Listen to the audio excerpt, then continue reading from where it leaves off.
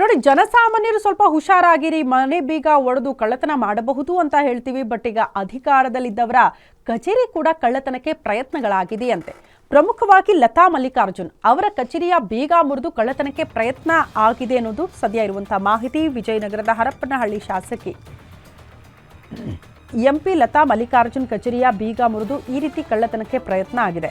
2.5 ಲಕ್ಷ ನಗದು, ಸುಮಾರು 10.80 ಲಕ್ಷ ರೂಪಾಯಿ ಮೌಲ್ಯದ ಚಿನ್ನ, ಬೆಳ್ಳಿಯ ಆಭರಣ ಕಳ್ಳತನ ಆಗಿದೆ ಅಂತೆ. ಪ್ರಯತ್ನ ಅಲ್ಲ, ಅದು ಕಳ್ಳತನ ಆಗಿದೆ. ವಿಜಯನಗರ ಜಿಲ್ಲೆಯ ಹರಪನಹಳ್ಳಿ ಪಟ್ಟಣದ ಕಾಶಿ ಸಂಗಮೇಶ್ವರ ಬಡಾವಣೆಯಲ್ಲಿರುವಂತಹ ಶಾಸಕೀಯ ಕಚೇರಿ, ಆ ಬೀಗ ಒಡೆದು ಕಚೇರಿಯಲ್ಲಿದ್ದಂಥ ನಗದು, ಚಿನ್ನ, ಬೆಳ್ಳಿ ಎಲ್ಲವನ್ನ ದೋಚಿಕೊಂಡು ಕಳ್ಳರು ಅಲ್ಲಿಂದ ಪರಾರಿಯಾಗಿದ್ದಾರೆ.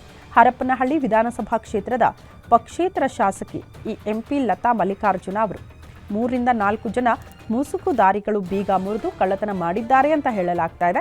ಹರಪನಹಳ್ಳಿ ಪೊಲೀಸ್ ಠಾಣೆಯಲ್ಲಿ ಈ ಕುರಿತು ಪ್ರಕರಣ ಕೂಡ ದಾಖಲಾಗಿದೆ.